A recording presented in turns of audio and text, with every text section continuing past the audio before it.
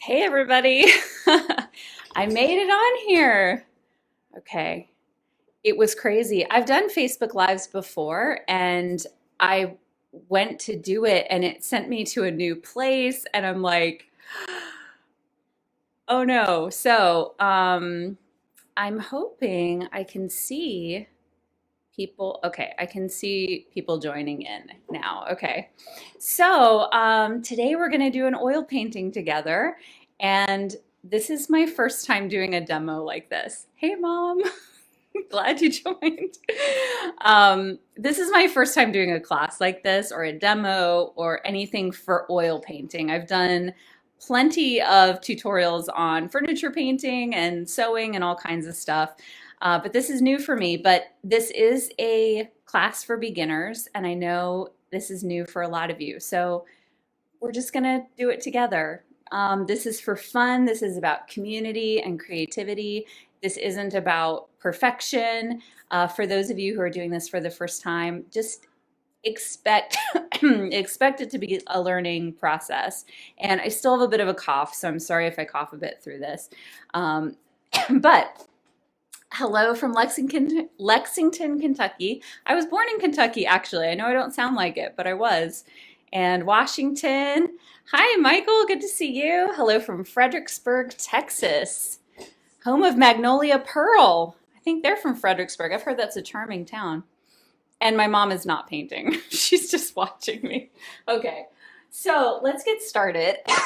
um, so for those of you who are just starting, we need to get your palette set up first. So obviously we're using 5 colors. I have a lot more colors on here because I'll use different colors for different things. But the ones that we're using today are, this is titanium white, cadmium yellow. Mine is cadmium yellow medium, but I know some people have emailed me like, is cadmium lemon okay, or just cadmium yellow? The point is to have some kind of a bright yellow. So whatever is the brightest yellow that you have, go ahead and put that on your palette. This is yellow ochre pale. You can also use yellow ochre. Any kind of version of you that you have of that is fine. I need to squeeze a little bit more onto this, but this is burnt sienna, and this is going to be our orange and our red that we'll use to kind of balance out the greens and the blues. And we'll also use it as our brown. And then way over here is ultramarine blue. This is a fairly traditional way to set up a palette, kind of going from the blues, green, red to yellows and to white. But you can set up your palette however it works for you. The the main thing is to set your palette up the same way every time. And you do want to squeeze your colors around the edge of your palette. So if you're using glass or paper, a piece of cardboard is fine. Like use whatever you have, a piece of wood. You want to squeeze your paint around the edge so that you can work in the middle. Let me go get a little bit of burnt sienna here. I replenished all of my other paints and not that one.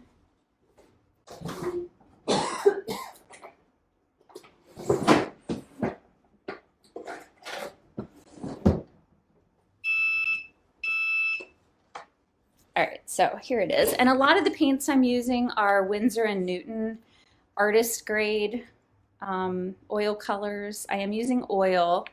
I know that some of you are using acrylic.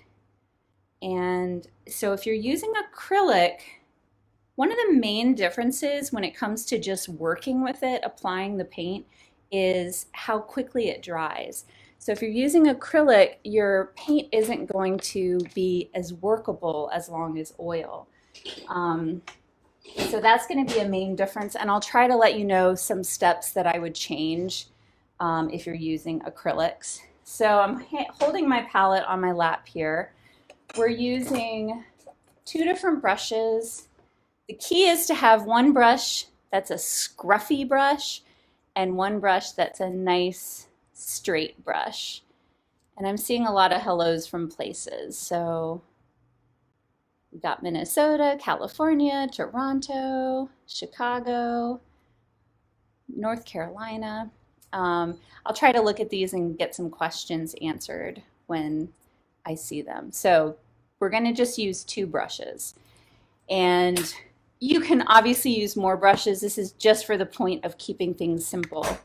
The first thing that we're going to do is tone the canvas, and that's just to put a bit of color, and it's going to give us a chance to draw.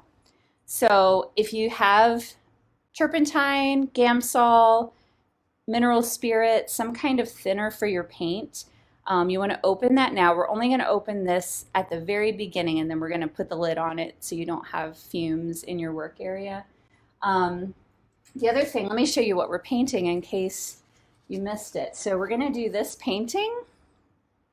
I'm going to paint a smaller version of it in 8x10 so it goes a little quicker. I picked something that was intentionally a little bit more complicated with trees and stuff so that you could learn how to do some different things, and it will be something you can go back and look to again and again. This is the picture I'm working off of though, because my printer is really low on toner.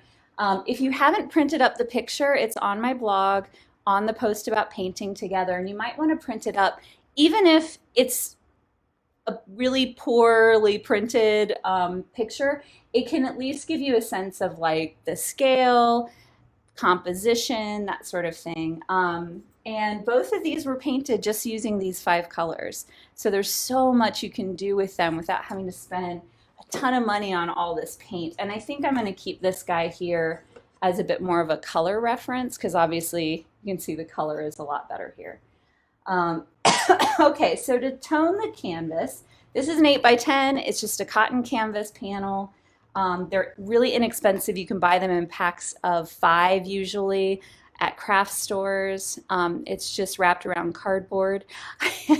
Amy recognized the Dexcom alarm. Yeah, those beeps that are going off, my son's a type 1 diabetic, so I'm getting alerts that he's high right now, but my husband will be on that. So Candace also recognizes the beep. It's funny, that beep always freaks people out. The second blue, so I'm only using 1 blue. It's ultramarine. Kaylin. If you have, people have asked, like if I have Winsor blue, French ultramarine, you know, anything like that. I'd say if you have cobalt, even is fine, indigo. You just want kind of a deep blue. This is a blue that's called Bice that I use as kind of a shortcut. I'm not using that today though. This is our only blue. Okay, so to tone the canvas, and if you're working with acrylics, I wouldn't do this step, or if you, I wouldn't do this. Just if you have acrylics, just sit tight for a second. If you have oils, we're gonna, with our bushy brush, take just a little bit of solvent and put it on your palette. So you see we got it a little wet right here. And we're gonna grab a little bit of, without trying to drip it on myself, a little bit of the ultramarine blue and a little bit of the burnt sienna. And we want it to be more burnt sienna than ultramarine blue because this is a pretty, the painting is pretty cool, like cool tones, lots of blues and greens. And this is going to give us a warm base to put those over. So I'm making up, I'm gonna have to turn my alerts off so we don't have high alerts going on through this whole thing. So it's gonna be very inky, very liquidy. And we're gonna take this bushy brush and just brush it on. I want it even a little bit more liquid than that. We're just gonna brush it on. And what this does, so it gives us a warm base to paint over, and it gives us also just some color to work with. And you'll see how cool that is once we start doing our initial drawing. So this does not have to be in any way, shape, or form. This is just getting color on the whole thing. So while I'm putting this on, the reason why I wouldn't do this with acrylics is because acrylics dry super fast, and you'd apply this and then really not get to pull any of it back off again. It might dry too quickly. If I did do this with acrylics, what I would do is water it down, use those same colors or just some brown, and water it down, and then brush it on and blot it off as quickly as I could. But for now, for those using acrylics. If you want to try that, you can. I would suggest just leaving it alone though. Okay, got to try to not get paint on my computer. That's going to be a challenge. Okay, then we're going to grab a paper towel and wipe away the excess. And you can kind of blot, let me see if I can get you a little closer. You can kind of blot it, you can wipe, and you can either, we're going to paint on this straight away. This is called alla prima, when you paint everything in one sitting. But you can also just let this panel dry, like do a whole bunch of these at one time, let the panel dry, and then paint over them. So you can do it both ways. I usually paint over them wet. And then what we're doing is we have a Ziploc bag for any rags. Once they become soiled with paint, then you stick it in the Ziploc bag. And to dispose of it, fill this Ziploc bag with water and then put it out with the regular trash.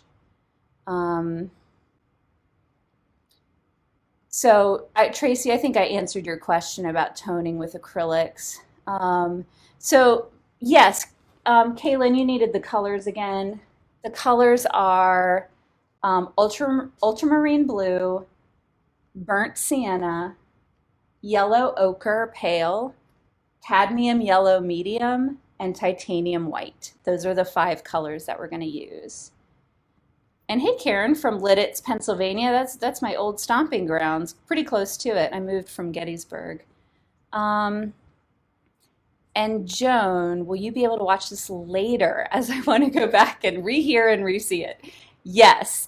This is why I'm doing it on Facebook Live, because it can be recorded. I can also download it, put it on YouTube, put it in a blog post so you can find it again. And what color did I mix with the burnt sienna? This is ultramarine blue and burnt sienna that I mixed together and put on with our fluffy brush. So I'm going to go back to our fluffy brush again here. And this is a number 4 long filbert from Rosemary and Company. But again, any fluffy brush is going to be fine. We're not going to be super particular here. I think the thing with brushes is that you just have to try them out and find what you like for your style. Maybe your style is very realistic. Maybe you want to paint more impressionistic or abstract. So the kind of brush that you use is you're gonna sort of find your favorites as you find your style.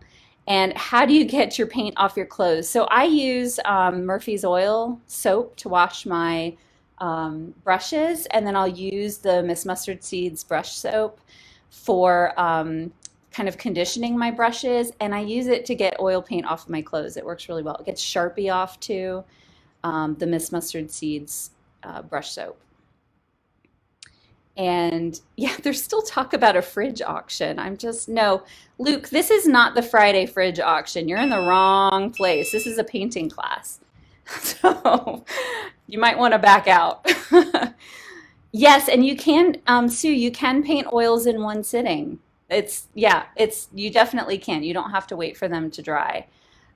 So we're going to start drawing out, and we're going to keep going with this same mixture, this ultramarine blue and burnt sienna. We're going to draw first in this. Now, if you're using acrylics, then this is where you can start to do this. Okay? So, sorry, I was trying to read comments. So if you're working with acrylics, I would do a little bit of ultramarine blue and burnt sienna like we've done here, and then take a little bit of water to thin it out. That's what I would suggest. And let's start drawing now. Okay, I think I got those people taken care of. Okay, so what we're going to look at is the basic shape. So you can see it better here in this one. We've got sort of these far off trees. We've got these trees that are closer. This is sort of a featured tree. So we want these to be darker and this to be lighter. We'll sort of work on that more as we work on, once we add color, but for now we want to get sort of the big shapes in place. So this is where you can just be relaxed. You don't need to feel uptight about it or anything. So we're going to, let's add this near tree here. I feel that felt like a Bob Ross moment for a second. Just add this happy little tree here. So we're adding this tree, this kind of cluster of trees that's on the side here. And we're just gonna put them in. And even with acrylics, like it's okay. It doesn't have to be, it doesn't have to be perfect. We're gonna keep painting. This is just the first layer. So we're gonna keep going over it. The thing about a tree is you want to try to follow some sort of the shape that you're seeing. We tend to want to draw trees like little lollipops, and you definitely don't want to do that. That's not what a tree looks like if you really pay attention to trees. So we're sort of following this shape here. Now let's do these trees in the back. So I'm getting a little bit of paint off my brush just onto the palette, and I'm going to start to put in these trees in the background here.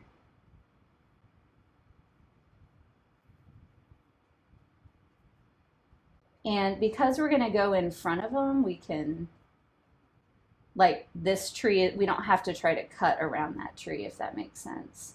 We'll just paint right over it. Okay, so we've got that, and it's a little lighter because we just had less paint.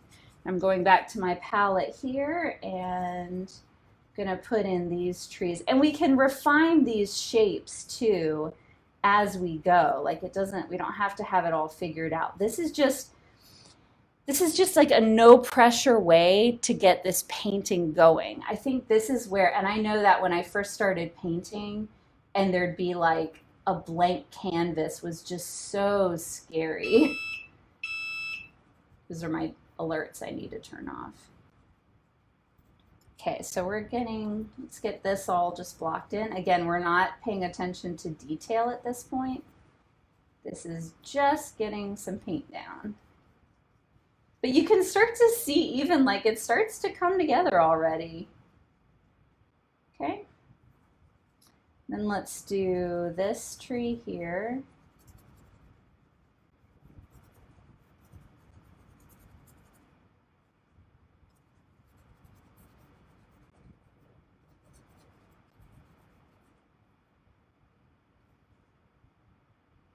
Okay. We can kind of fix that shape a bit. And actually, so here's a really cool thing about oils. You kind of mess up, which I'm not sure that I love the way this tree, on this painting, it's a little more off center. On this one, it ended up being sort of in the middle, which I didn't like. So you can just wipe it away. Like it's better than pencil. It's so, so forgiving. So all of you who are doing acrylics, I'm going to talk you into doing oils because I think that they're so much easier even. Okay, so let's try that again. We'll sort of put this back in here. And this is another reason why I love doing these underpaintings first, is that this is where you can make a lot of corrections if you do mess up. So I'm just getting a little bit more, this is all I'm using is burnt sienna and ultramarine and just a little bit of the Gamsol or solvents or turpentine, whatever you're using. So I'm going to make this tree a little bit smaller in this painting because we're doing 8 by 10. And I'm going to put it off to the side a little bit more. Okay. And I like that better.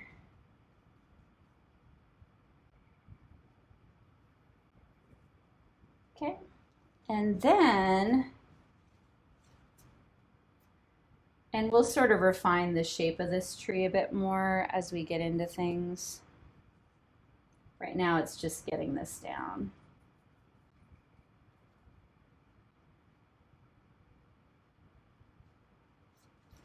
Okay, and then we're going to use our paintbrush, or sorry, not our paintbrush, our paper towel to kind of pull out some color. Let me see. And Joan asked, do I always start with darks first? And I do paint from dark to light. That's generally how I work. The left side is off the screen. You're seeing all this, right? You mean on this painting? Yeah. This is just sort of my reference here. I can put that up here. Um, okay, so we're going to use a paper towel and we're going to wipe out some of the highlights like this path and the clouds. And again, it doesn't have to be perfect. This is just sort of giving us an idea of where things are going to go so we can make sure we like them. And if you want it to be a little bit lighter, you can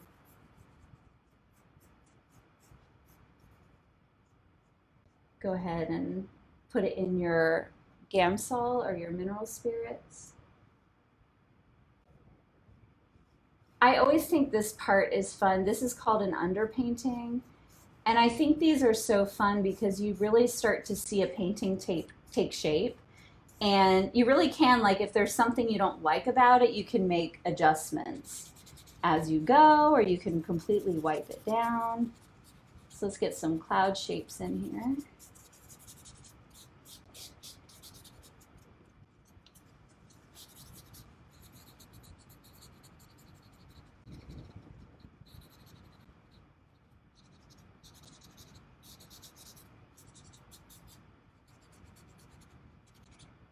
And it's not going to look exactly like this first painting I did. I'm going to kind of make some different choices, I think. Um, and that's fine. And anywhere where it feels a little dark to you, like you're like, oh, I want to lighten this up a little bit to make some sky holes or whatever, like you can add some texture.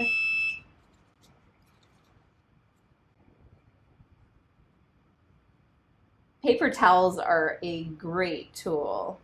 This is also where you can kind of fill in the grass a little bit more if you want to make that look a little darker.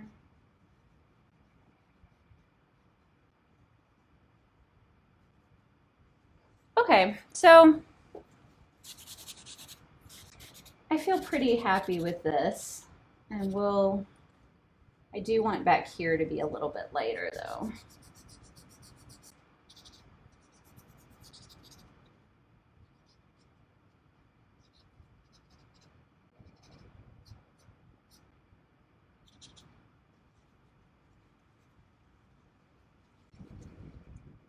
And if I'm wearing nicer clothes, I will wear an apron, but because I'm just wearing an old sweatshirt that this has paint all on it anyway.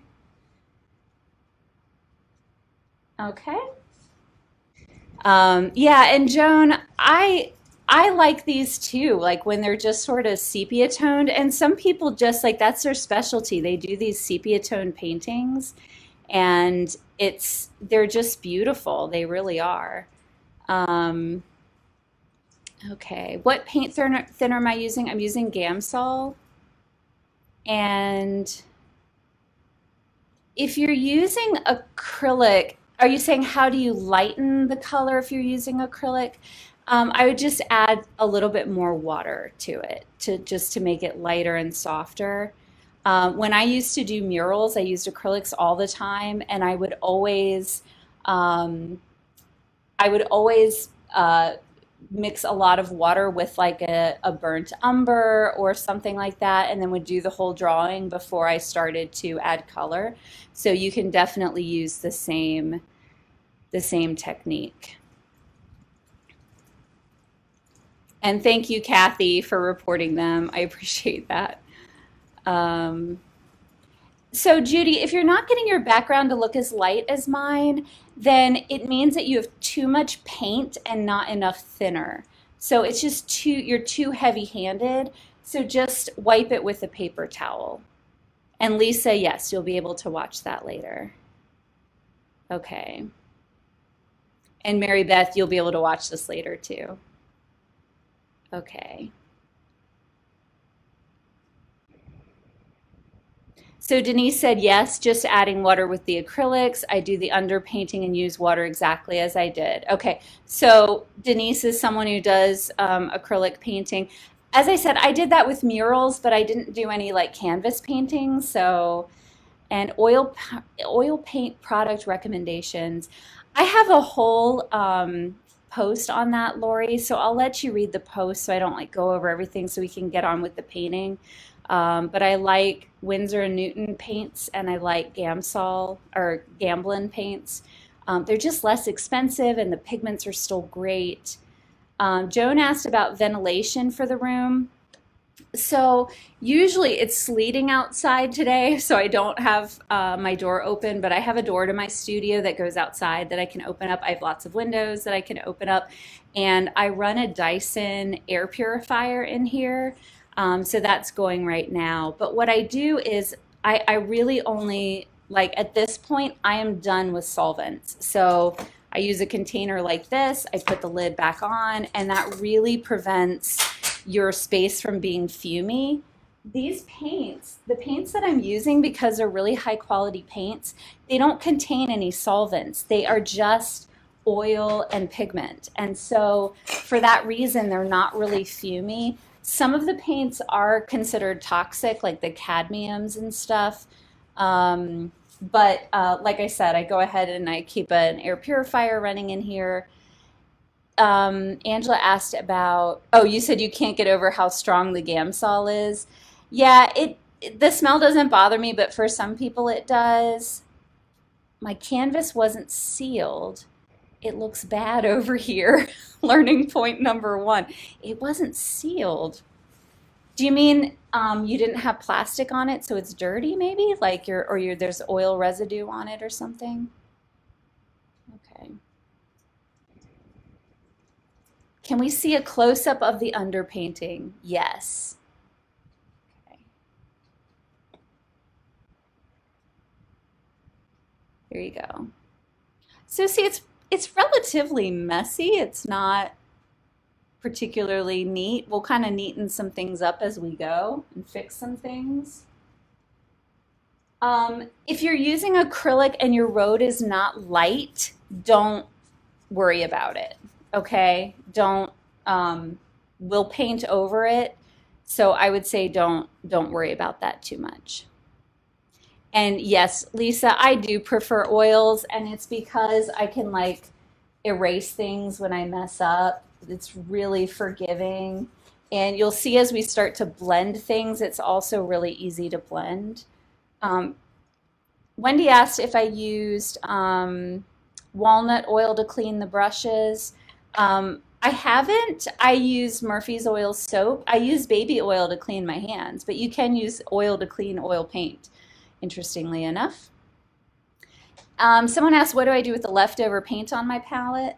So these are piles of leftover paint. What I do is I mix everything that's left on my palette into a pile, and then I smear it over on the side. I always end up with some random, like usually they're greens, sometimes they're grays, and then I'll pull from these when I'm working on my next painting and I need like a green gray. I use those a lot. Okay. And you can use odorless solvents, definitely. There's a great artist. Her name is Sophie Klog, I think is how it's said. She's British, Kloeg, maybe. But she has some great information about how to do oil painting completely solvent free and free of toxic pigments. So if you're someone who's super sensitive or that's a big concern for you, then just look online. You'll find a lot of great short. You can do oil painting without solvents. I'll just say that. And like I said, I've put my solvents away. We're done with them right now. I'm not going to use them again. I just used it right in the beginning. So let's get painting. So we're going to start with the sky in the back. And because my brush is dirty with the burnt umber, or not burnt umber, burnt sienna and ultramarine blue mixture, I'm just going to kind of wipe it out in a paper towel here, just to kind of clean it up a bit. This is how I clean my brushes while I'm painting, or I'll grab a new brush. I have 2 or 3 of the same one. I'll grab a new brush, but I'm just gonna wipe this out. We're gonna use the same brush. So let's, I'm also going to, because I have this kind of big mess on my palette, I'm just gonna wipe that up. And if you have a paper palette and you need some room, you can always just tear off a new sheet of paper. That would be fine too.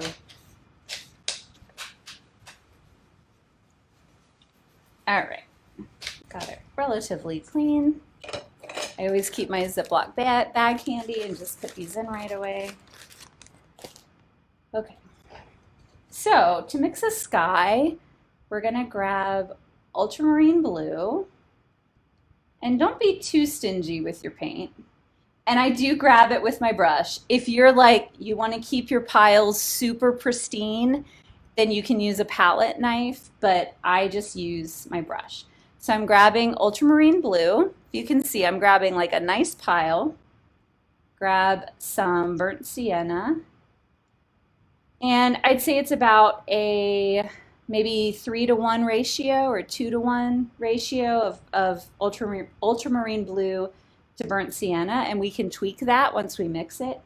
The other thing I'm going to add is just a little bit of the yellow ochre, because I like kind of a, I like my sky to have a little bit of yellow in it.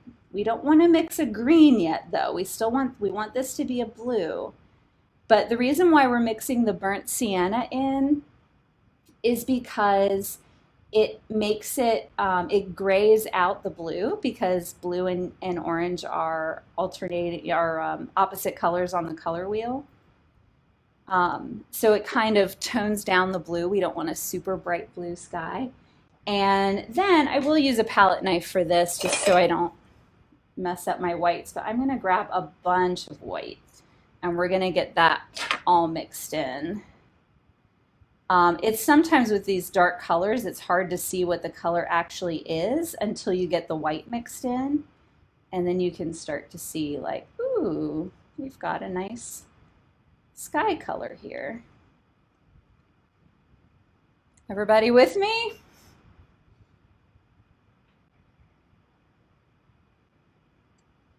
Okay, so I'm gonna mix that in.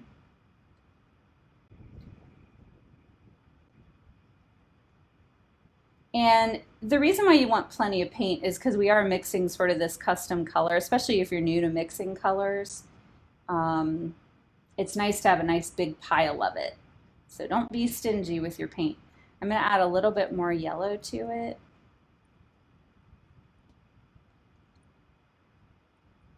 We've got a great kind of blue-gray going on here.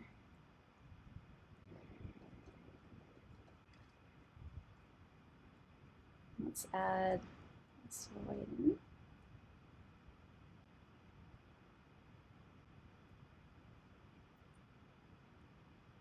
And then when I feel like the color's pretty good, I'm just gonna go ahead and start.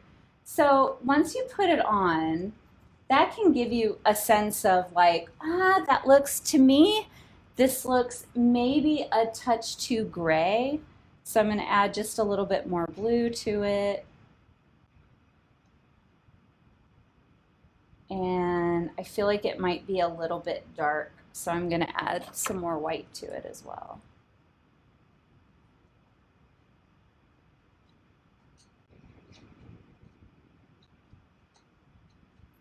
And I have it on my lap, just mixing it here. And you can mix, if you want to mix with a palette knife, you can do that like this. And we're going to revisit this pile to mix greens and other things. So we're going to use this paint for more than just the sky. So if you're like, oh, I mixed so much, we'll be pulling from it for other things. Okay. So this is a little bit bluer and a little bit lighter. Yep, so I like that better.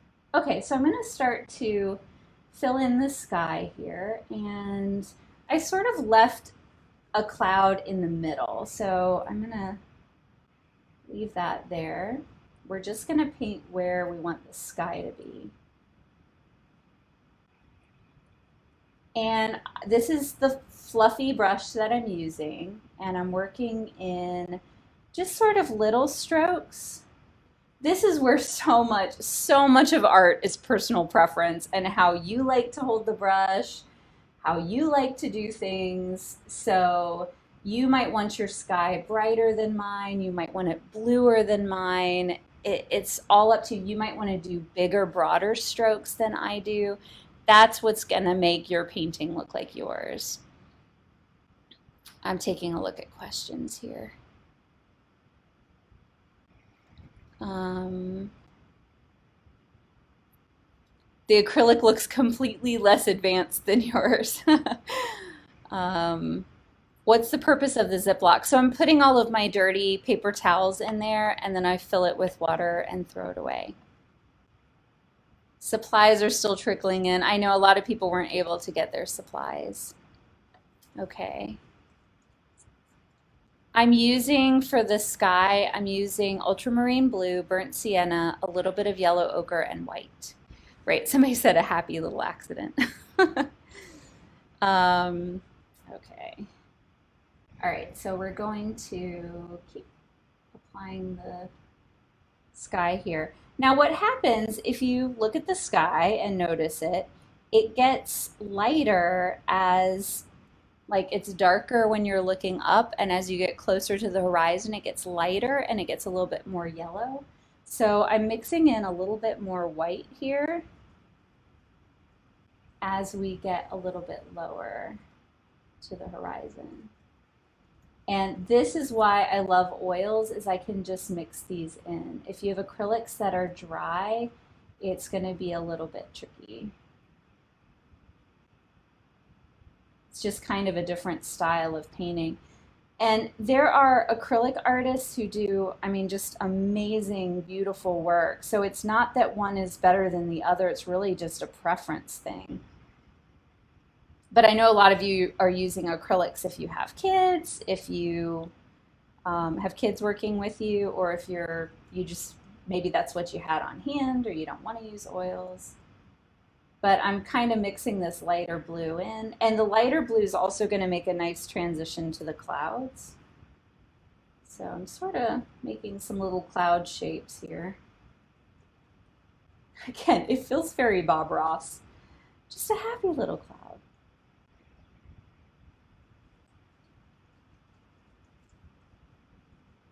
So I usually paint with music. And now what I find a lot of times is I'm making like really weird cloud shapes, and then I'll go back and once I start adding in the whites, I'll kind of fix it. But I'll be like, what is that cloud doing? So it's okay. Like you have to just sort of lay it down and then kind of fix it if something's looking a little off. Trying to not overthink things. So we're applying the sky all around our trees and background. And then as we get closer to the horizon, I want that to be much lighter. So I'm going to add in more white into this mixture and more yellow ochre.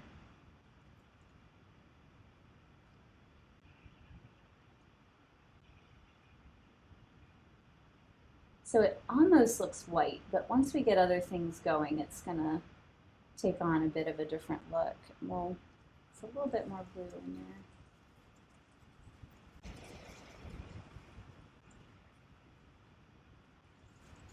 And if you notice, as I get closer to the horizon, I start to use horizontal strokes, whereas up here I was using vertical strokes. Um, I can't explain why I do that. I guess that's just sort of how I do it. I think a lot of people do that, like as they try to go, they try to move their brush strokes with the direction of whatever they're painting. So grass was going to be more like this, or maybe it's like this to go with the curve of the land. The trees are going to be, the evergreens are more horizontal, whereas these bushy ones might be a bit more vertical. So pay attention to the direction of your strokes. That can kind of affect the look of it. So I'm going to take I have quite a bunch of paint on my brush, so I'm gonna take some of it off, and we're gonna start to work on the clouds. And so I'm gonna take out of this kind of darker blue gray, I'm gonna take that and kind of pull a little bit aside and add just a little bit more of the burnt sienna to make it a bit more of a purpley gray. And I'll add a little bit more white because I don't want it to be too dark. And we'll add a little bit of yellow ochre just to make it a little bit warmer. So let me show you. You see how that color is different from the pile we mixed down below? It's kind of a bit more of a warmer gray. So we'll put that through some of our clouds here.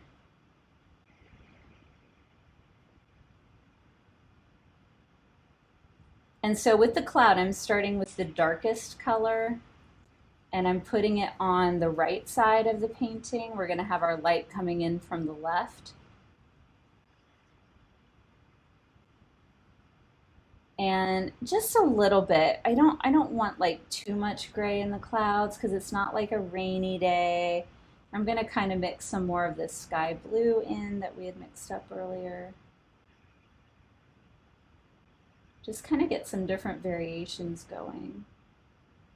And I'm pulling from this lighter color that we mixed for the horizon. Just kind of add that. I'll show you a close-up of the sky as I start finishing it. I think the key with clouds is contrast. If your contrast is really high and really dramatic, it can be a bit distracting and maybe look a little unrealistic. I like to have pretty, that's why I kind of keep pulling from these same piles so that I'm working with the same colors, just different degrees of lightness, darkness, warm, cool, more blue, less blue, cool, warm. Okay, so I've mixed up a white here that's just got a little bit of this lightest color that we mixed for the horizon, and I'm going to use that for the clouds. And I'm just kind of doing a little back and forth brush stroke. I'm feathering out the edges so the edges are nice and soft. We can add a little drama though with some pure white at the end.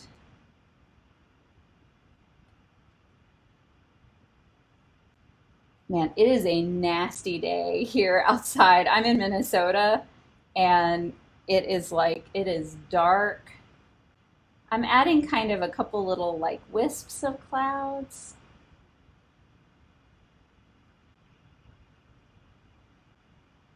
Again, I'll show you up close in a little bit.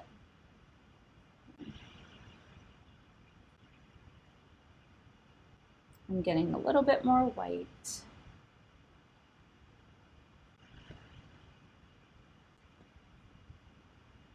So the key is just doing like little brush strokes. And I sometimes like to do is put a little bit of sky back here so that just kind of gives some depth, kind of brings the cloud up a little bit. And we can add a little more sky back here even.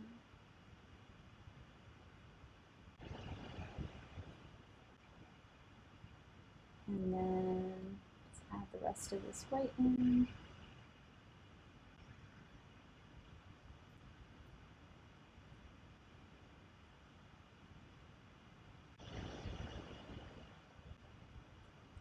And then we'll finish it out with a little bit of sky here.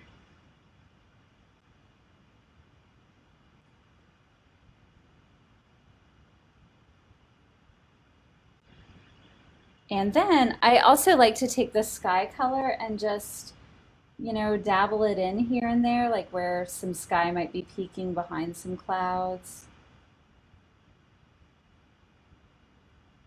And what's always good is to take a little step back from your work and see, like, is this kind of coming across the way I want it to?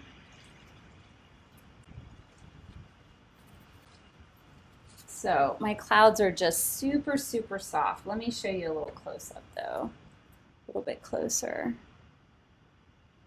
So they're just really soft clouds. But what we're gonna do to make them just a little bit more dramatic, we'll add a little bit of a brighter white in there. So to add a brighter white, we're gonna do just our white, and we're gonna add just a little teeny little bit of cadmium yellow. And cadmium yellow just really brightens up a white.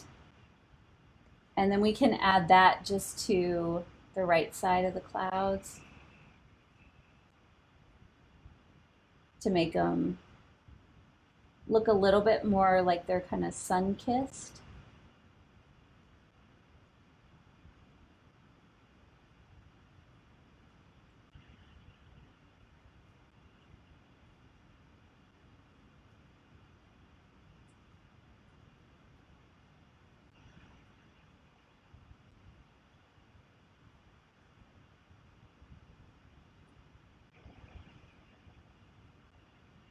And then add a couple little wispy clouds.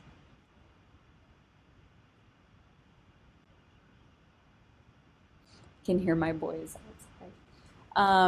All right, so that's our clouds. It's not quite as dramatic as these. I'm trying to keep them just a little bit simpler. So there you go. You see how adding that white with a little bit of cadmium yellow kind of makes those pop a little bit more? Okay. I'm getting so much paint on my fingers from grabbing the canvas. Let me see if anybody has any questions here. Hey, Erica, good to see you. So Denise says she uses a wet palette for acrylic to keep them wet, acrylics. And yeah, one that's great is called a stay wet palette. You actually like wet a sponge, put a piece of special paper over it, and it has a lid on it. And Kristen says you can use flow mediums with acrylics too, so definitely. So Julie's using gouache, and yeah, you probably should have laid your sky down first. Um, if I let my canvas dry for, oops, hold on, I just lost that. Oh, so if you're using acrylics, it's okay to kind of let your panel dry and then just paint over it. That is a nice thing about acrylics is you just paint over it, whereas with oils you can wipe it away.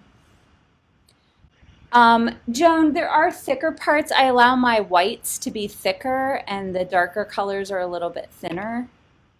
And how did I mix the grayish colors for the clouds? So this I started with ultramarine blue, burnt sienna, and a little bit of yellow ochre, and then added white to it to get this. That was a little gray, so I kept kind of tweaking it. You add more burnt sienna to make it more gray. You add more ultramarine blue to make it more blue, and you add more yellow ochre to make it warmer or greener. So that's kind of a general rule of thumb. You can't really see what I'm doing on the canvas. I don't know if I can get you much closer. I see I have you guys on a kind of a computer cam there. Let's see. All right. I think I might have just gotten paint in my hair, maybe. All right, can you see that better now? Maybe? Okay, now I'm working off to the side. This is gonna be a little weird. Okay. Uh, Joan asked if I always paint upright, and I mean, when I have an easel, I do. When I was having a lot of trouble with my shoulders, I painted flat a little bit more, but I usually paint on upright on an easel. Sometimes with my little index cards, I'll paint those flat. And can you paint on anything other than canvas? Definitely. You can paint on wood panels.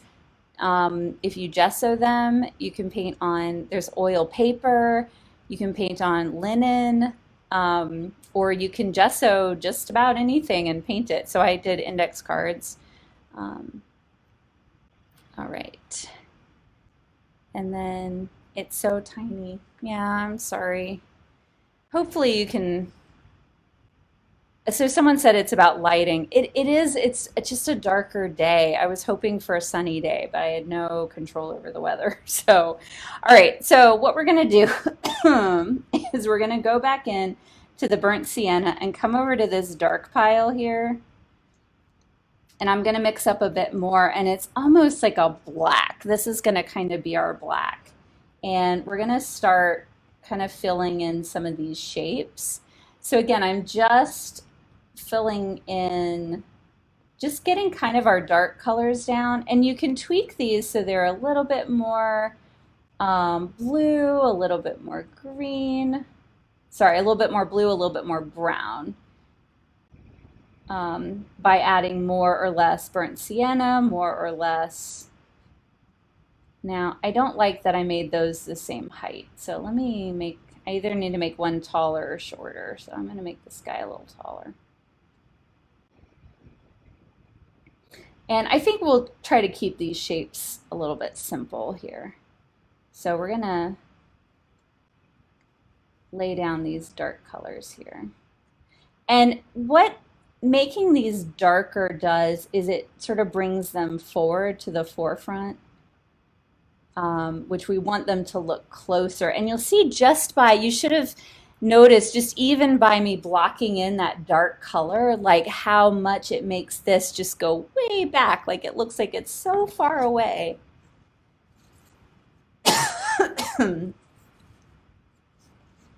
Okay, and then let's, so I'm still using this same brush. This is the same scruffy brush I've been using the whole time.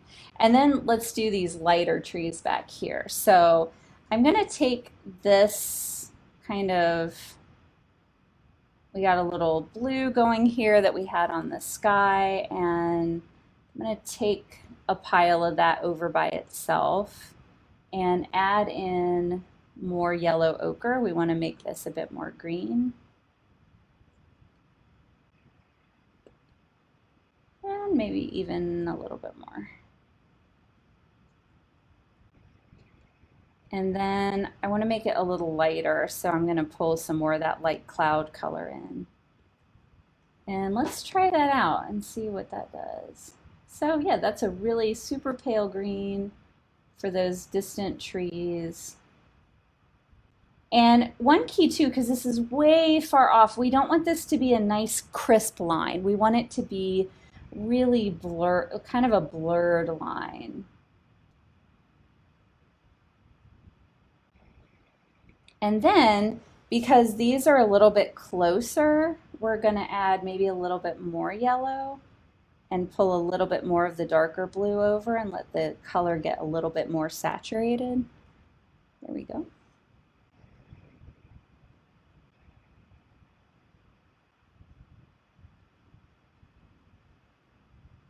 And I'm doing some vertical strokes to kind of represent the trees here.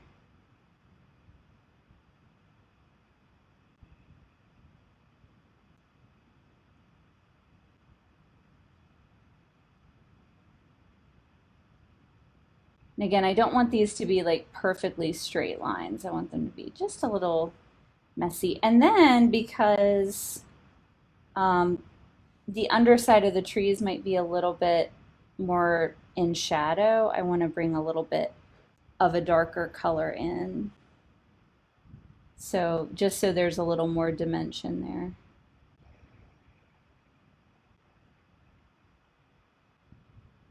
Okay. Everybody with me? Let me show you another close-up what we have going on here. Isn't it cool though how you can just take like variations of the same color and just keep tweaking those variations? So as I'm looking at this though, I feel like I don't know if I love how everything's going like that. So I'm going to break that up a little bit and put a little bit more sky here.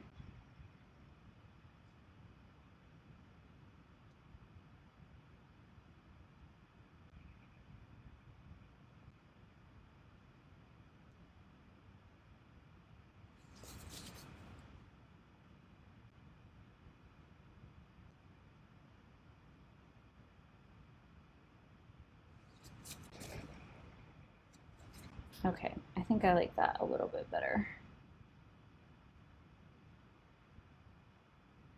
And we'll kind of fix the shape of that tree a little bit more.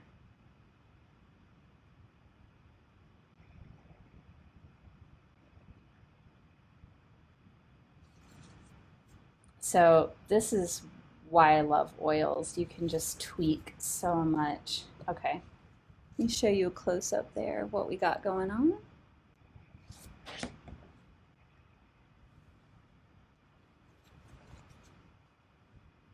And now I don't I don't love that shape, so let me fix that shape. Okay. We'll add a little bit of that tree back in. Okay.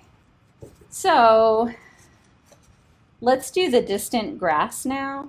So I'll take this same, I'll kind of work from this medium blue again. And we just want a really nice soft green grass. So let me mix up a green. I'm just using yellow ochre and that sky color. And I'm going to add a little bit more white to this as well, and a little more yellow.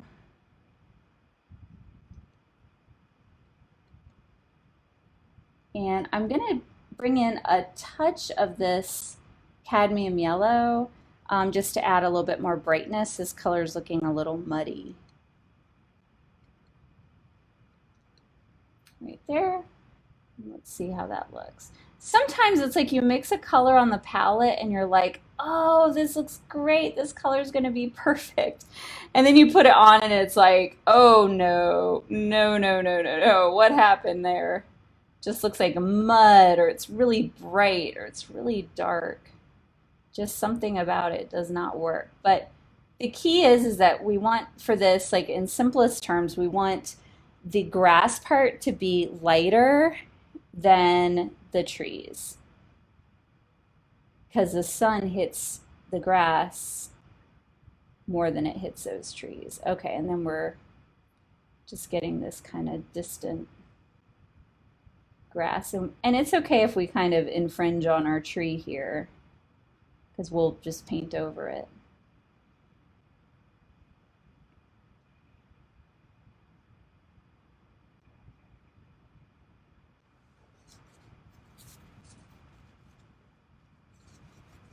And I want to add a little bit more brightness back there. So I'm going to add a little bit more cadmium yellow, a little bit more ultramarine blue,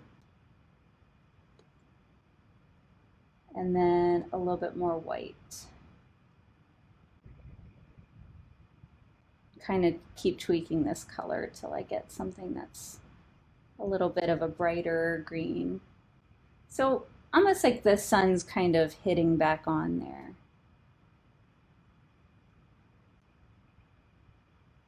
And there are all sorts of rules, like you're supposed to have the yellows be forefront and the blues be in the back and all kinds of stuff like that. But you just do what looks good to you.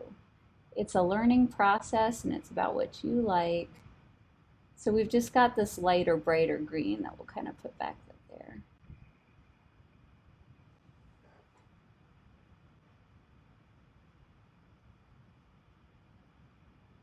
I think you guys can't really see that from back there, so let me show you. You can see it's just a little bit, it's subtle, it's not super bright.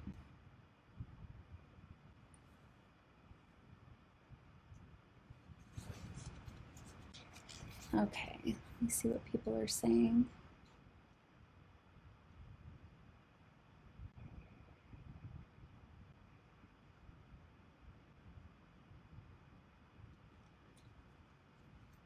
Yes, so Joan, I'm painting straight from the tube. I'm not doing any thinning except for that the underpainting. That's the only time I'm thinning my paint. So, Carla, that's a good question. I always thought dark colors made them recede. And when we look at a landscape, if you look at one, especially where you can see off in the distance, there is atmosphere between you and that, whatever's a mile or 2 miles or 5 miles away. And that atmosphere makes what's in the distance appear lighter. So it's sort of washed out a little bit more than what's in the forefront. So, like if you look at this, having this be really light makes it disappear back behind these trees. Now, there are paintings that completely break that rule and it works, but what I've found is when I get too dark and heavy in the background, it it just kind of it looks a little flat. It doesn't look as it just doesn't look as far off. Can you go over the lighter tree color again? So I pulled out of this, it was ultramarine blue and burnt sienna, and made a pile with some of this kind of mid-tone gray. Um, Mixed it together, added in more yellow ochre and a little bit more ultramarine blue.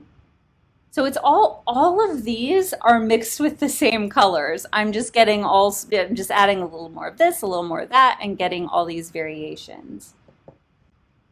Um, Okay, so let's work on the trees a little bit more. So we've got kind of the really dark colors blocked in. So now we need to do, and we'll start darker. So I'm adding a little bit more ultramarine blue, and let's try just some yellow ochre here.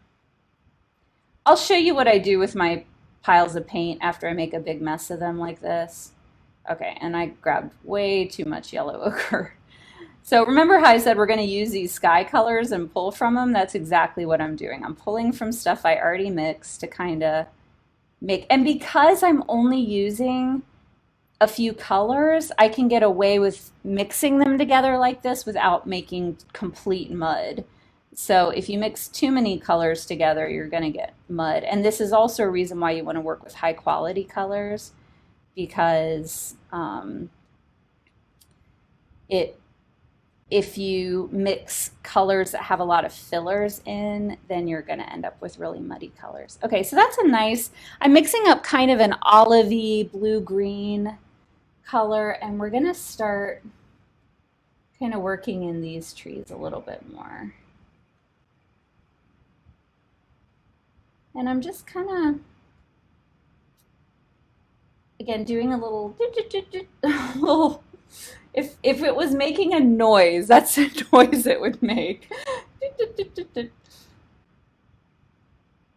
And then I'm sort of going outside of the border of the tree and just doing a little stipple. This is where brushes that are just fluffy, this is where they just really come in handy because they kind of do all the work. And then, because I want some variation, I can kind of pull into this color that I used and have something that's a little bit yellower, a little lighter, and keep that more towards the top of the tree. And then a little bit here, and we'll maybe go back to a darker bluer color down here.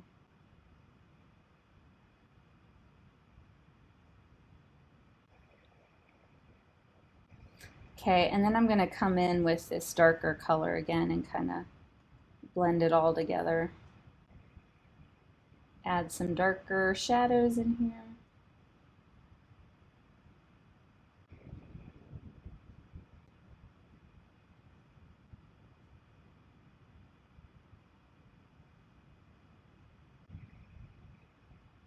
I'm going to try to keep these shapes a little bit simpler. So I'm just sort of putting some strokes in just to sort of suggest some trees. I don't want to get too detailed there. And then we'll work out the top of these trees. So I'm going to take that color I just used and add more blue in it. We're just going to pretend like it's an evergreen, so we're going to make it a little bluer.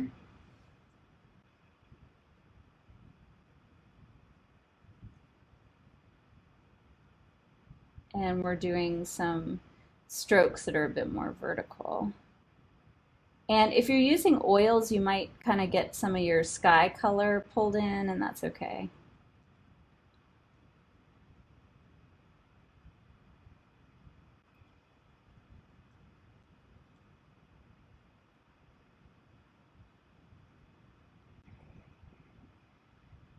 And we're kind of pull this darker color in, make it a little, add some shadow.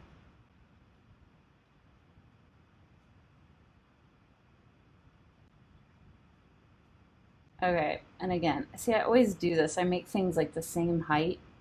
Just like human nature, we want to make things like symmetrical, and that's not how nature does it. So, okay, so let me kind of show you what we've got going on here.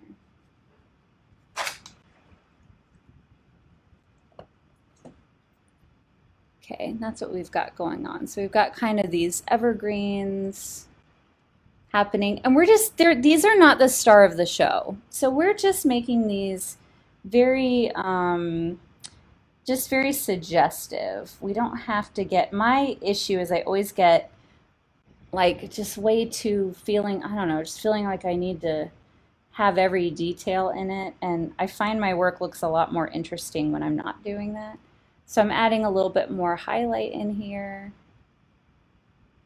just to kind of bring this forward over in front of the other tree a bit.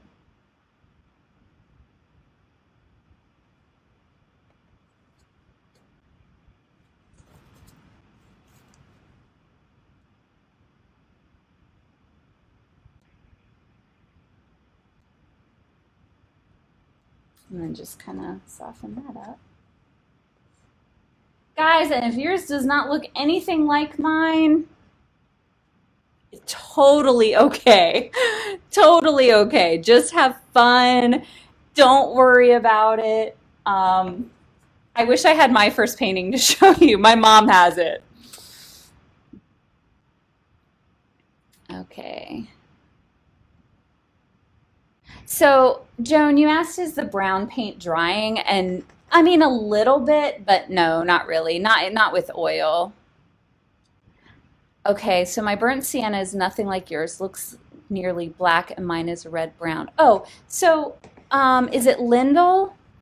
So I'm mixing ultramarine blue with my burnt sienna. So my burnt sienna is this one, and it does look like a red, orangey red brown when I just use that. So that's what it would look like.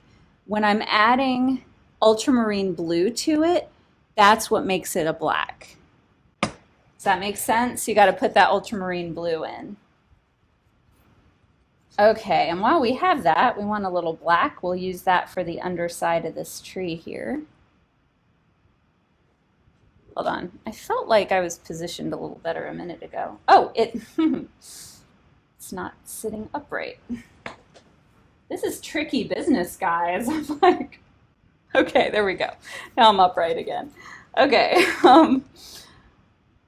There's a lot of things to juggle. I'll have to figure out a better setup for this. I tried to get you guys as close as I could. It might be better if I use my phone or, I don't know. The computer's nice though because I can read the questions a little bit easier.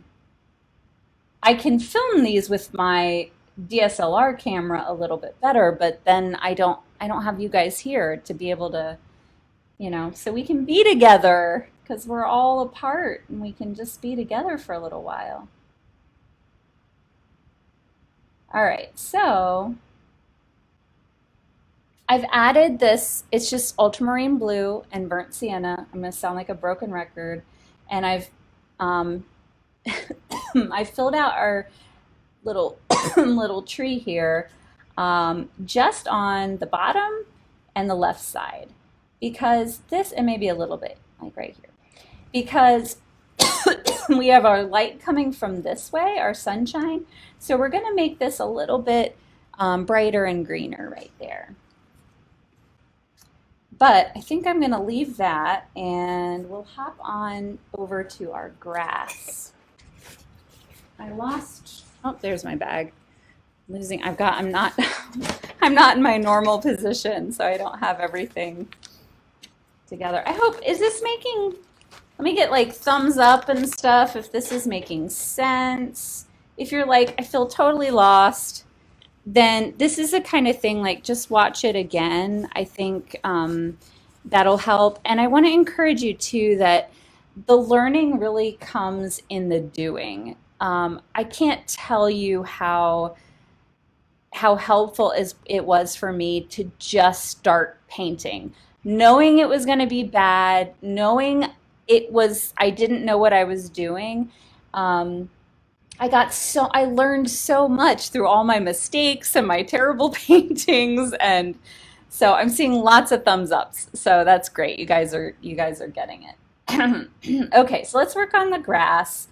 Um, so I want to start with a bit of a purer green for the grass. So I'm not going to mix into this pile because we've got all kinds of, all of our colors are all mixed in here.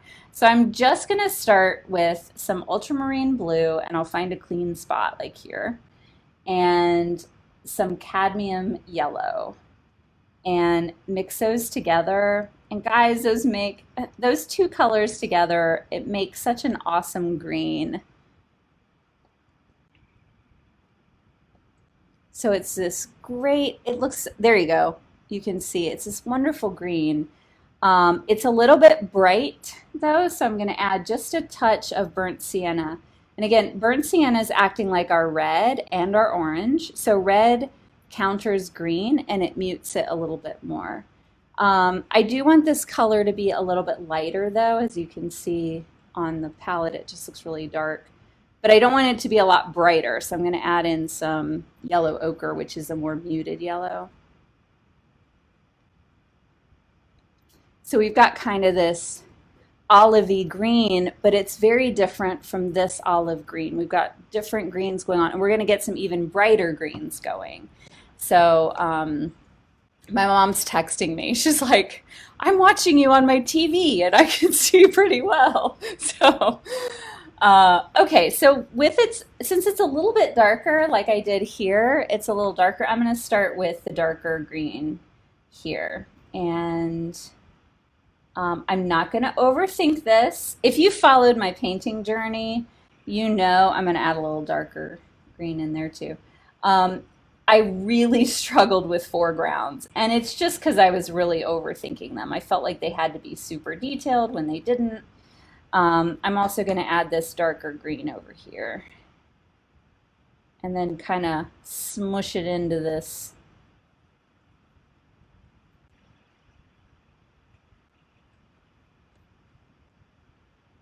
So if our light is coming from the left side, then this area is really going to be shadowed. So we want to keep this kind of on the darker end of things. And we can even use this dark green kind of up on the tops of, like, throughout some of these trees.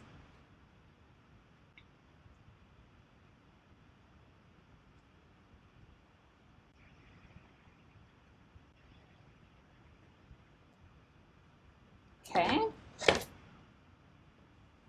And then let's make a green that's a little bit brighter for this area. So I'm going to add in some more cadmium yellow, and you can see our green is getting brighter.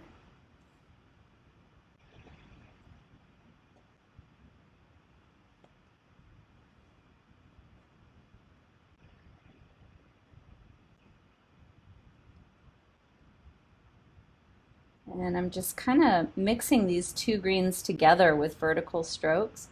And let me see where I want to go with it. I might want to add a little more yellow. So I'm going to add a little more cadmium yellow, a little more yellow ochre. I'm just adding a little more yellow, which adds a little more, makes it a little lighter, a little brighter, a little more sunshine.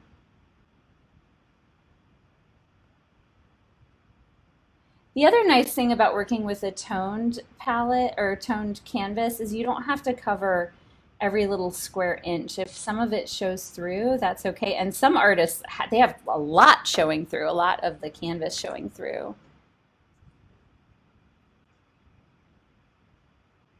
I wonder, let me try turning this light on. I have a feeling that it might make things worse. I don't know.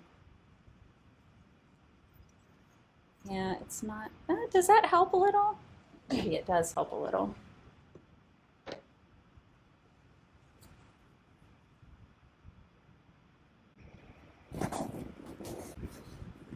There we go.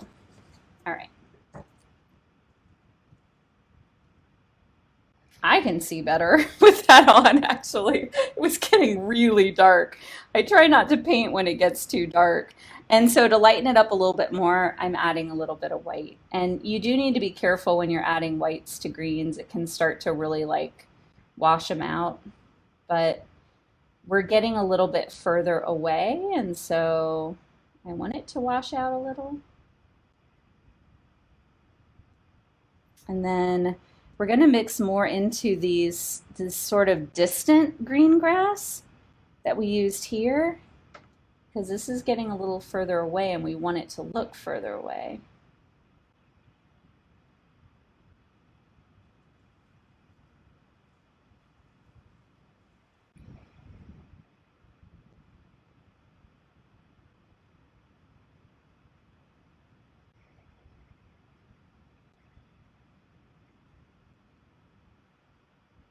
And we'll put a little bit of a lighter color down here where it might be picking up the sun a little bit more.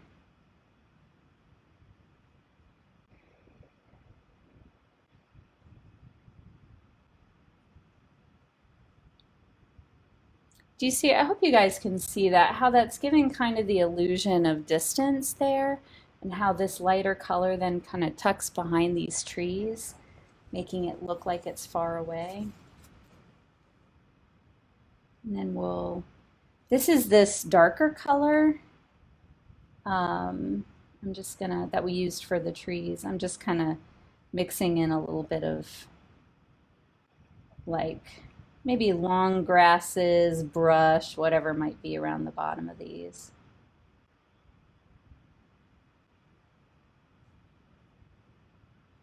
And it's kind of fun to add little bright spots in some places, like maybe there's some sun sneaking through somewhere, hitting.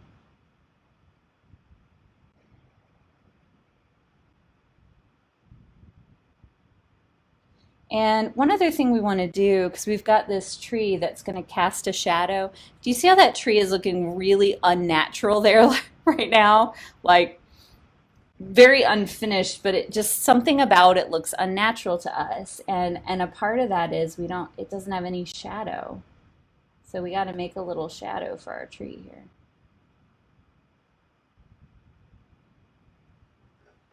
Doesn't that look better already? Just having a little shadow, it looks a little more grounded, a little more related to what it's around. I'll make it even a little bit darker.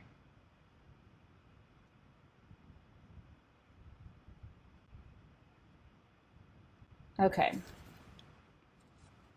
So I feel like we need to add a little bit more lightness here.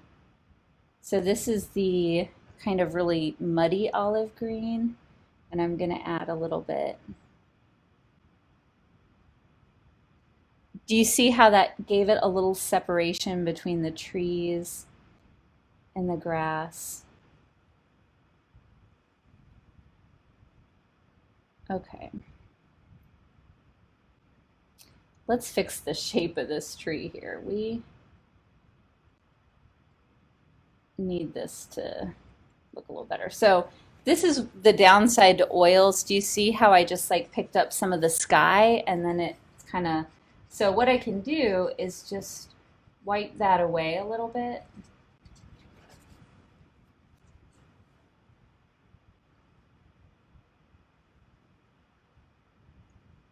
There we go.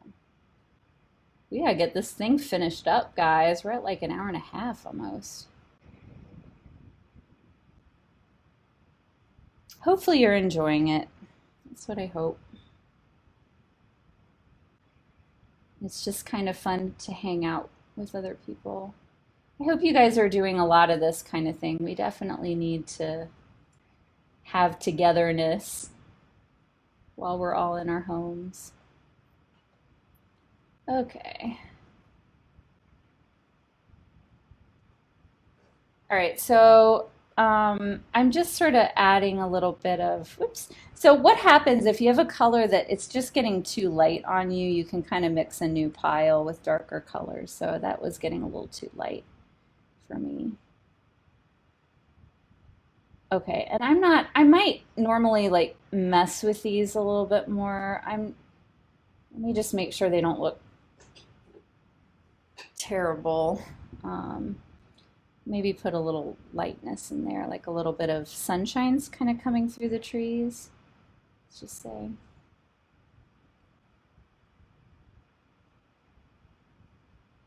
And I'm going to add in a little bit of just some straight burnt sienna, just to add in a little bit of warmth.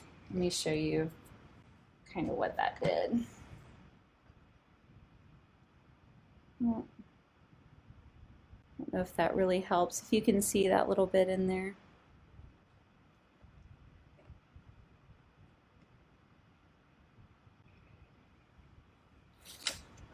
Okay. And then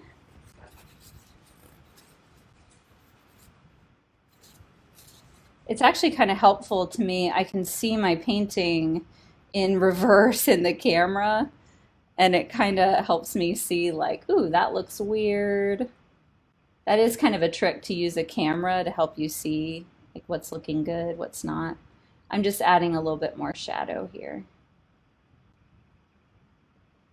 And that's just with, you guessed it, ultramarine blue and burnt sienna. Okay, we're just gonna kind of leave this at that so we can keep going. Okay, so with this tree, I'm going to go back to this brighter green that we used in the grass, and I'm going to use that for here. Because this tree is really, we want this to be more noticeable.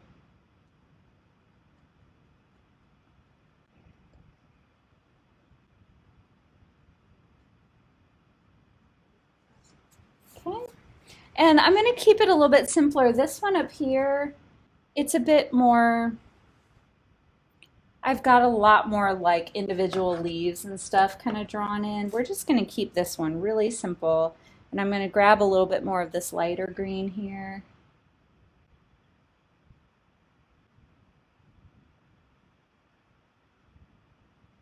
And maybe put some up here too, just to add a little bit of, just a little bit of highlight. Maybe up there.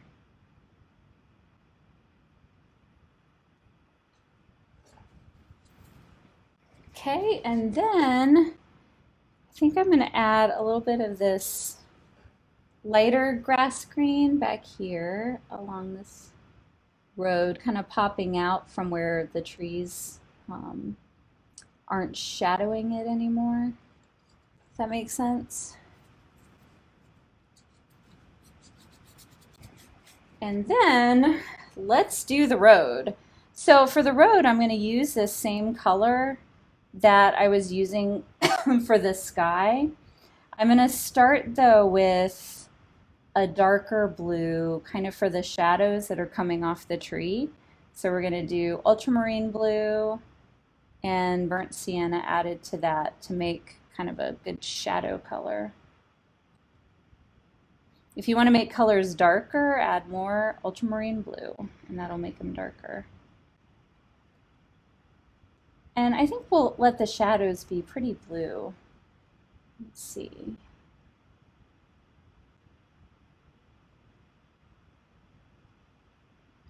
And then we're going to kind of follow the line of the shadow here.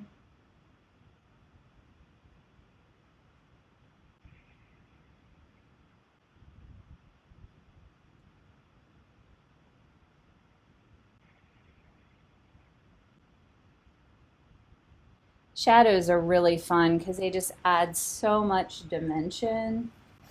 I think I might even make that one a little darker, right closer to the road. So I'm just going to do more, add more ultramarine blue and burnt sienna to my pile. Kind of, make it a bit darker.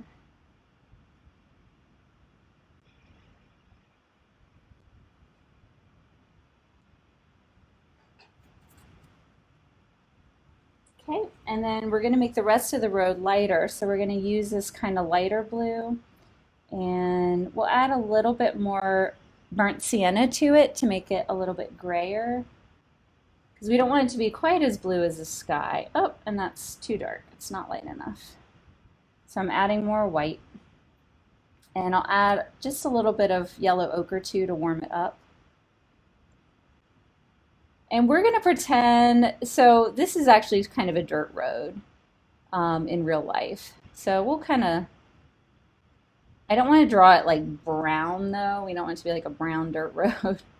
So you can kind of make some choices about, you know, what you want. I'm making this maybe more of like a gravel road, and I need it to get even lighter. So keep adding in more white. And we're going to let it get a little lighter here.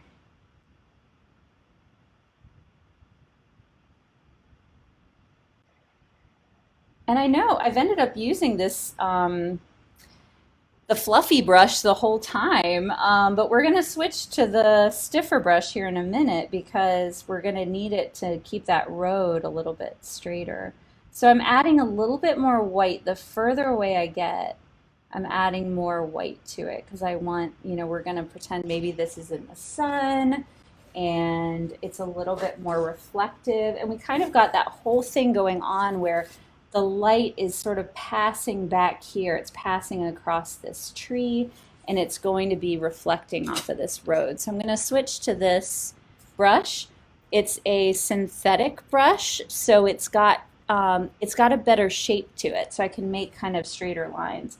So we're going to take our white and mix a much whiter color. And we don't want to get too cool though, so we'll add a little yellow.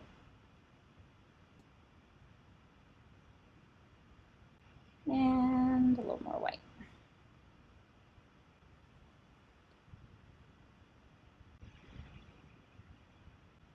Okay, and then let's put this road in. We just want it to be really skinny back there, like you're just kind of barely seeing it. You could do this with a palette knife too.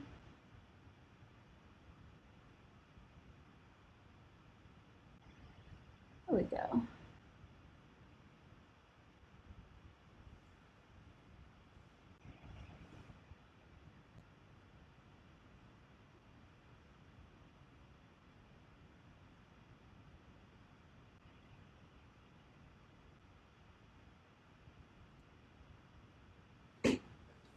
Okay, now one thing I want to do, because we have this sort of little mound of grass that might be casting a bit of a shadow, so let's put a bit more of a shadow right here.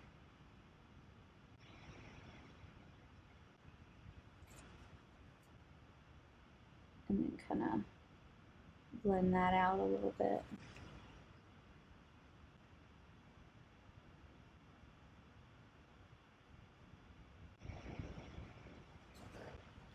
And then we maybe need a little bit more grass.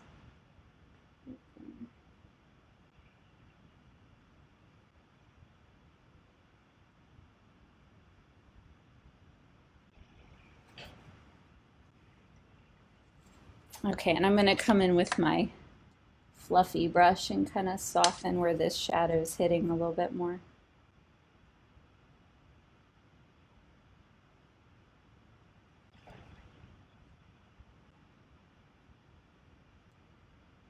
We just don't want it to be too harsh. And one thing we can do actually that might be kind of fun is, now I do want to show in our inspiration picture, so there's not a great sense of light. Now there is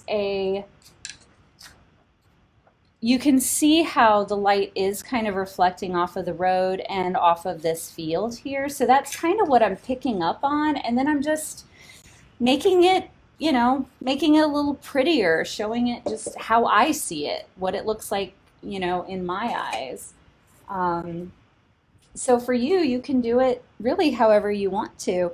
I want to add actually a greater sense of light in this. So I'm going to go back to this kind of really light cloud mixture, and I'm going to put just a little bit off of this road as a bit more of a highlight, just so it really looks like there's light reflecting off of it. And oh, what I was saying is we can go back with our fluffy brush here and add even a little bit of shadow coming across the grass still, just to sort of, um, I guess, add more sense of shape there in the shadow. The other thing, I'm going to go back to my stiffer synthetic brush and add just a little bit more highlight. So this is one reason, Joan, you were asking about working light to dark. This is one reason why I do that, and I think a lot of artists do that, is because if you start with the light, especially if I start like here applying this, I have nowhere else to go because I've already used my lightest color. So you want to start with your darkest darks and then build up from there so you know like, oh, nope, that was too light. Um, and you can kind of continue adding highlights and a sense of light. Your very lightest lights should be the last thing you apply in that area. And so I'm mixing up a little more cadmium yellow and some white to make this really light, bright green. And we're going to put that just where we want the sun hitting it the most.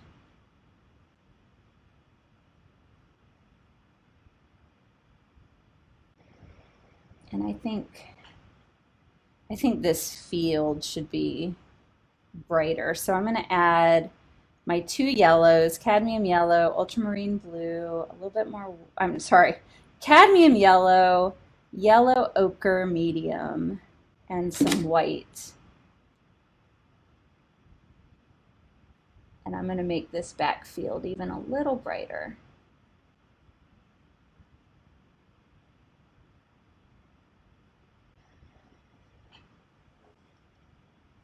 And then maybe even add one more little highlight just with cadmium yellow and white back here.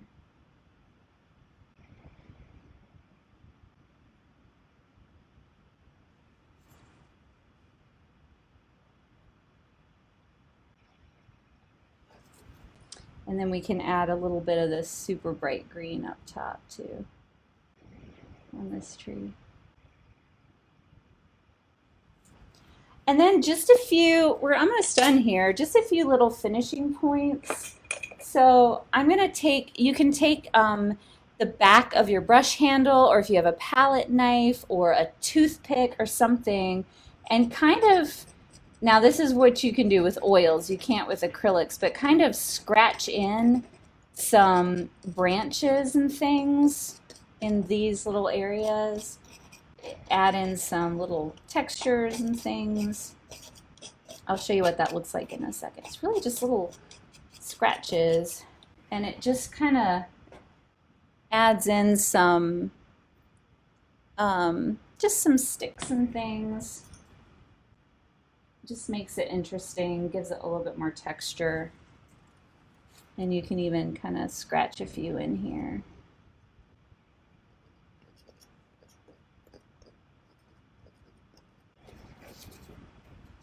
There we go. I think we're done. So to sign it, I use a rubber brush. You can just use, I mean, you can use whatever. You could also use like a toothpick or something. And I'm going to scratch my signature out in the oil. Oops, I'm out of my easel here. I'm usually not taking my paintings in and out while I'm working with them. I'm just leaving them put. Oh, and I have a little spot there that I missed, so let me get that real quick. Let's get some paint right there. Okay, So there we go. Let me see what questions you guys have. Oh, and let me show you what I do with my palette. So I actually usually don't have this much paint left over, but having an audience made me a little overzealous with my piles. So what I do though is I don't want to waste any of this paint because it's expensive, it's high quality. So I mix it all together. Well, what I will do, actually, what I have been doing, I should have done, is I'll make little color swatches. I've been making those on linen. But when I'm gonna just use it for another painting, I'll mix together everything I have, and I usually end up with like a really lovely green or blue or gray, kind of a blue gray. So we've got this really great color here. And I'll just put it in a pile off to the side. And then I'll wipe my palette down with, I'll clean it off as much as I can with a palette knife. And then I'll wipe it down with a paper towel. And then if I need to, a little bit of the Gamsol or the solvents. So I'll put this in a little pile over here. I need to make some room. And then what I'll do, because I've kind of made a mess of my palette, of my little piles on my palette, is I'll go through and just sort of pull off anywhere where I've dipped in it, and I'll add that color into my pile. I'll kind of clean it off so I have some nice clean piles to work with. And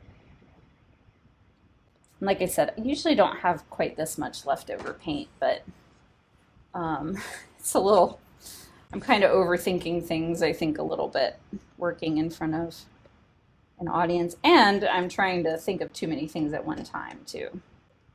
So anyway, I'll put all of those in and mix it together, and I get this nice pile of paint that I can use for my next painting. It's really good to mix in to just kind of gray things up. This is such a big pile. What I might do, I have some little cups with airtight lids. I might put it in a cup and save it for later.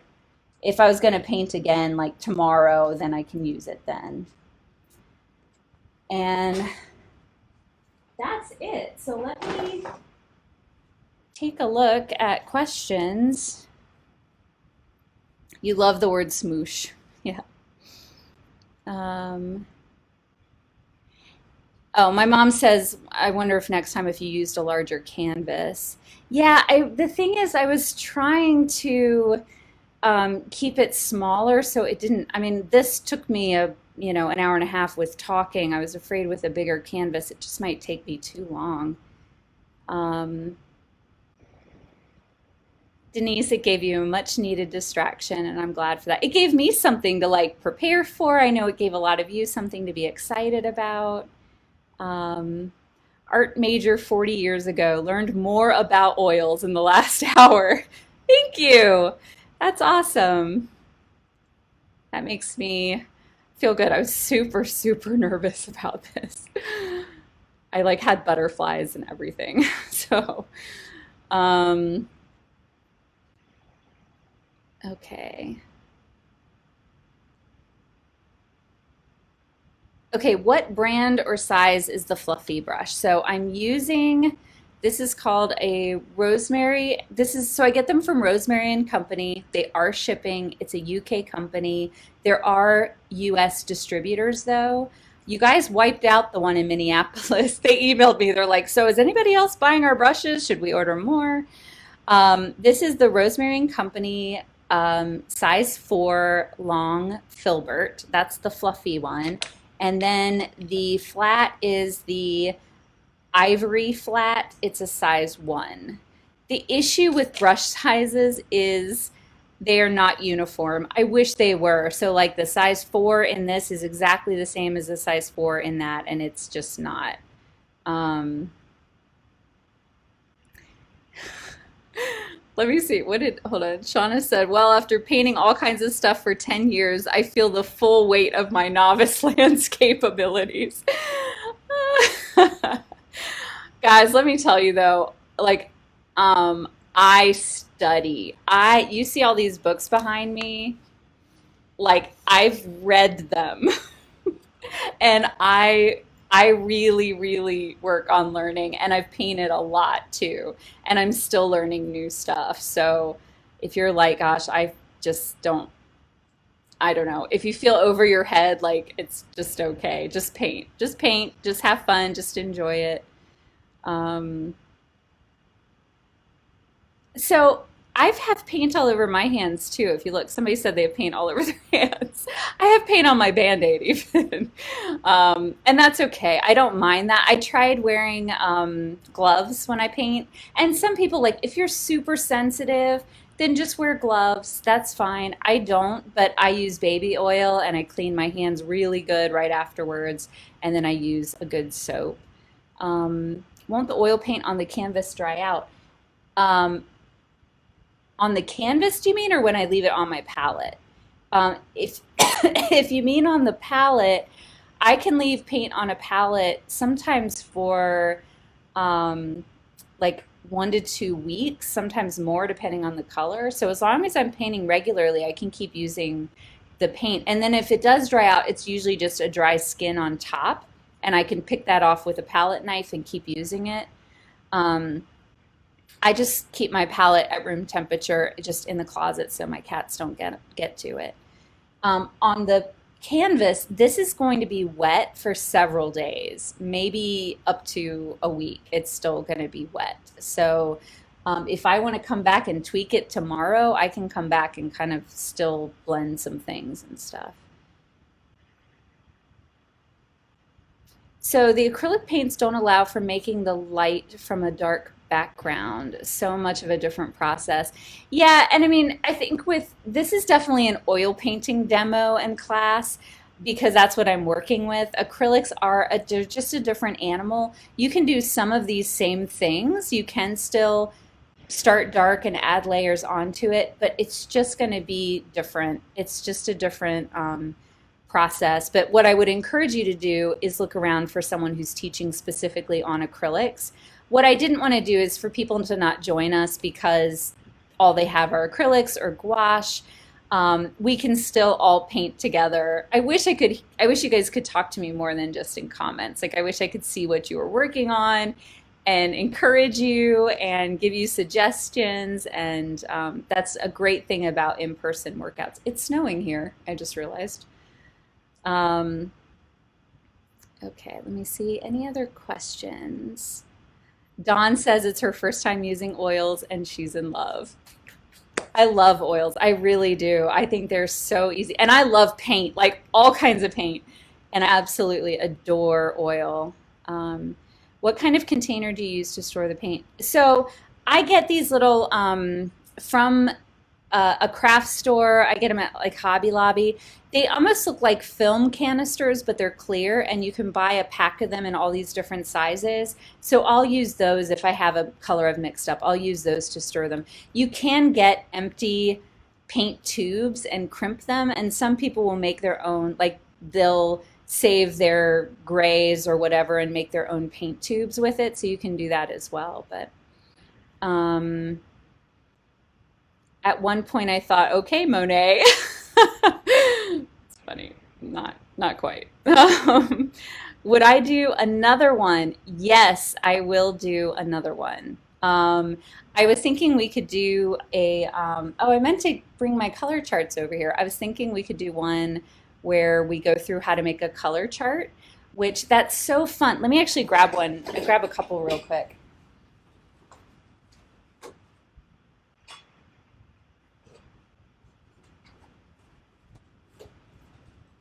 These are so fun because this is how you can learn your colors and how I was able to mix these kind of quickly. Some of you might have been like, wait a second, I mixed those same three colors and my color didn't look like your color. It's because, first of all, I mix a lot of paint even before I was oil painting. I've always been into color, and so it kind of comes naturally for me. But making color charts really helps you learn. So this is a two color chart with ultramarine blue on one end and yellow ochre on the other end. And then they're mixed together. So this is more yellow ochre, less ultramarine blue, more ultramarine blue, less yellow ochre. So you see there's a graduation there. And then each of these colors is mixed with white in very varying degrees. So you see how out of two colors and white, two of the colors that we used, you could really do an entire landscape with just these two colors and white. You have beautiful sky colors, really pretty like wheat colors. You've got blacks and browns and greens. So it's just, this is how you just get to know your colors. And then this is a study between cadmium yellow and ultramarine blue. So you can see we have, this is where we got our brighter greens and brighter yellows. And this is where you can get also some really beautiful sky colors and seafoam colors and stuff like that. So I think we'll do a class on making color charts, and we can do more landscapes, guys. That would be fun. Maybe we could do some that are more specifically just for clouds. You'll have to let me know. Donna, yes, you can reuse your Gamsol. That's why you keep it in a container like this. There's a little metal basket in here that you can use to like wipe your paint off of your brushes in. And then after a while, you could dump, what happens is all of the paint settles at the bottom into kind of a sludge, and the Gamsol that's sitting on top is nice and clean. So you can pour that off into a jar, clean all the sludge out of the container, and then pour the clean Gamsol back in. So you don't ever have to like dispose of your solvents. You just keep using them and adding to it. So that was one of my big stresses. Like, what do I do with it? It's like you just keep it in there. And then I only clean it out every once in a while because I don't use it a ton. So maybe a couple times a year I'll clean it out. I'm seeing great comments. You learned a lot. Can we do this again? You want to learn more? Lyndall or Lindahl, yeah, so she asked about doing a Zoom meeting, and that would be fun. The thing is, we've had between 240 to 400 people watching, and you can only do about 100 people with Zoom, and it just might be too crazy. But we can try it. I'm game. We can try it. Maybe we try it with we just say like 50 people and that's it. And we could do something like that. Is there a group in Rochester that paints together? I know that there are. I haven't gotten together with any of them, but I've had someone email me about that. Lisa says I don't want to see hers. I'd love to see yours. So if you guys want to share your work with me, I can share it anonymously. I would love that. Just email me a picture of it, or even a picture, if you don't want to show your painting, maybe a picture of your setup, and just with your phone, and you can email it to me, Marian@missmustardseed.com, Marian@missmustardseed.com. And that's true.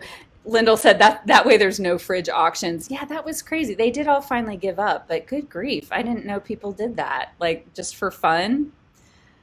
Really weird. Anyway, Janet is holding a watercolor event on Facebook tomorrow. Hopefully the fridge people won't show up for you, but good for you. So anyway, that's Janet Metzger if you're interested in doing that. Yeah, Robin, you'll be able to see this later on my Facebook page.